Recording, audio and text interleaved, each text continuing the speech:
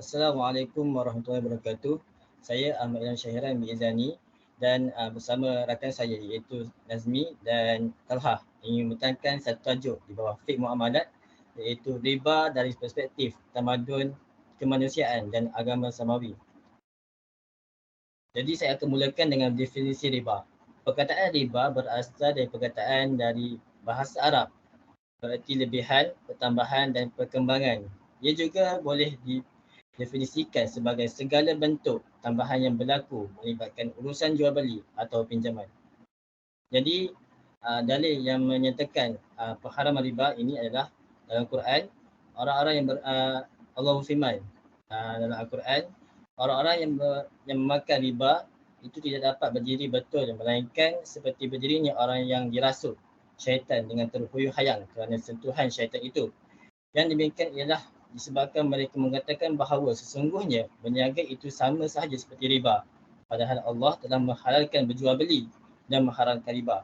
Oleh itu, sesiapa yang telah sampai kepada peringatan atau larangan dari Tuhannya, lalu ia berhenti dari mengambil riba, maka apa yang telah diambilnya dahulu adalah menjadi haknya dan perkaranya terselahlah kepada Allah, dan siapa yang mengulangi lagi kegiatan riba itu maka itulah ahli neraka dan mereka kekal di dalamnya.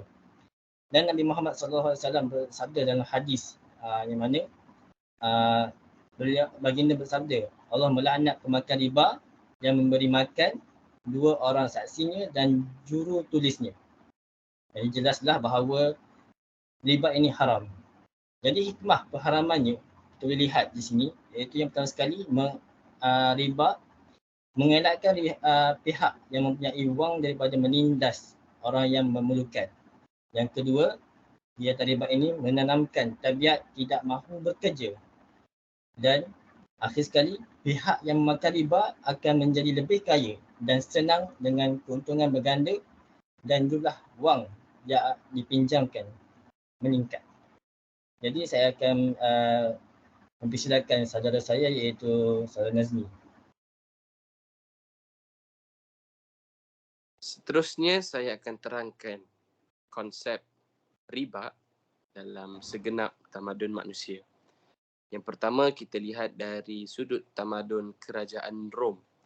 Kerajaan Rom melarang sebarang jenis riba ke atas wang dengan mengenakan peraturan yang keras untuk menghadkan jumlah kadar bunga melalui undang-undang. Yang kedua, tamadun Yunani. Di sini kita lihat ada dua tokoh besar ketika tamadun Yunani. Yang pertama Aristotle dengan tegas melarang sistem bunga dalam sistem kewangan. Menurut Aristotle, wang tidak dapat menghasilkan wang. Wang merupakan alat bagi mempermudah dalam urusan perdagangan, bukan sebagai alat untuk memperanakkan ataupun bertambah.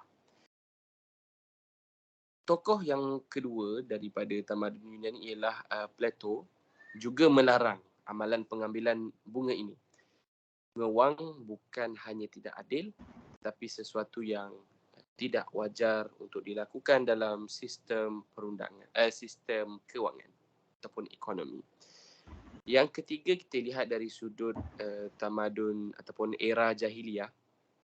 Ketika turunnya ayat 130 hingga 131 daripada surah Ali Imran, larangan riba ini, ayat ini adalah menyatakan larangan riba, ya, yang mana ia merujuk kepada amalan urusan hutang dalam masyarakat jahiliah dan pada awal permulaan Islam yang berbentuk berlipat ganda, yakni yang dinamakan sebagai riba al-jahiliyah. Dan diriwayatkan daripada Ibnu Zaid bahawa bapanya telah berkata, riba yang berlaku pada zaman jahiliyah adalah berbentuk berganda mengikut tahunan. Sebagai contoh, sekiranya seorang penghutang itu meminjamkan wang atau berhutang sebanyak 100, maka jika dia tidak dapat membayar dalam tempoh setahun tersebut bernilai 100, maka tahun berikutnya dia akan meningkat kepada 200 dan seterusnya lah, dia akan meningkat sehinggalah si penghutang itu tidak dapat membayar, dia akan berganda mengikut tahunan. Jadi seterusnya saya menyerahkan kepada Talha. Okey, seterusnya riba dalam agama Samawi, iaitu terdapat 3 agama yang diambil daripada riba ni. Yang pertama Yahudi, iaitu kaum Yahudi menyatakan bahawa larangan tersebut kepada setiap orang Yahudi yang memberi pinjaman wang kepada seorang Yahudi dengan mengenakan faedah atau bunga. Lepas tu agama Nasrani iaitu Kristian dalam masyarakat Arab sebelum pra-Islam, Nabi Muhammad SAW hingga beberapa waktu ketika Rasulullah SAW memperkenalkan agama Islam, riba dipraktikkan secara luas dalam beberapa bentuk. Antara beberapa keterangan dari beberapa sumber yang daripadanya dapat dilihat bentuk riba. Yang pertama kita boleh tengok dalam kitab tafsir Ahkam Al-Quran, ahli hukum dan mufassir Hanafi terkemuka menerangkan iaitu riba dikenal dan dipraktikkan oleh masyarakat Arab Jahiliah dengan mengkreditkan iaitu meminjamkan uang dirham atau dinar untuk jangka waktu tertentu dengan wang cas tambahan yang dipinjam sesuai dengan kesepakatan mereka. Okey, kita tengok pula pada Islam. Dalam Al-Quran, pelarangan riba terdapat dalam 4 tempat yang menggambarkan tahap pelarangan. Kita boleh tengok tahap pertama iaitu mulai dikemukakan suatu tentang riba dalam praktik ekonomi untuk memancing perhatian dan menyadarkan masyarakat bahawa praktik riba tidak merupakan penciptaan iaitu penumbuhan dengan kekayaan.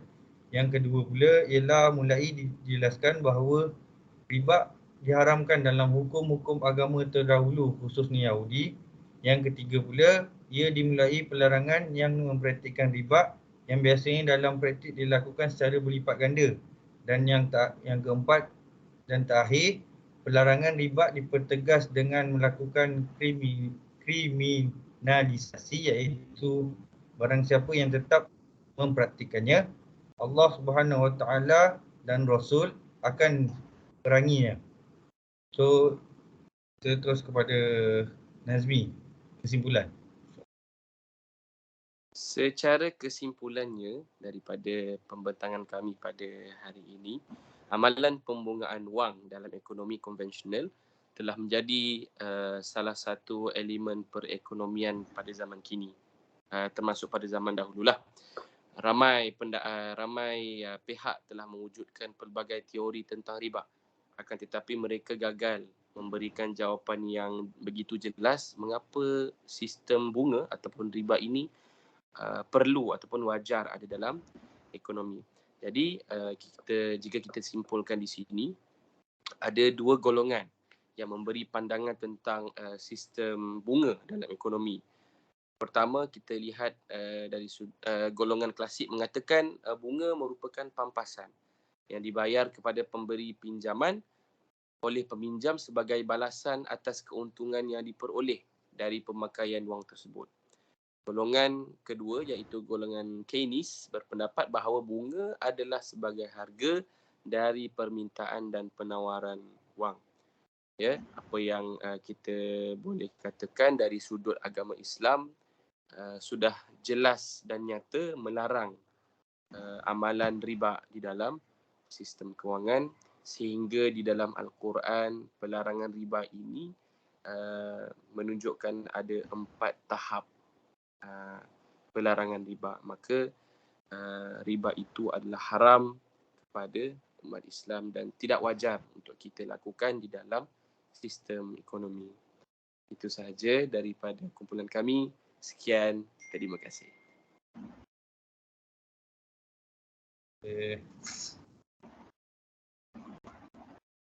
Cacat.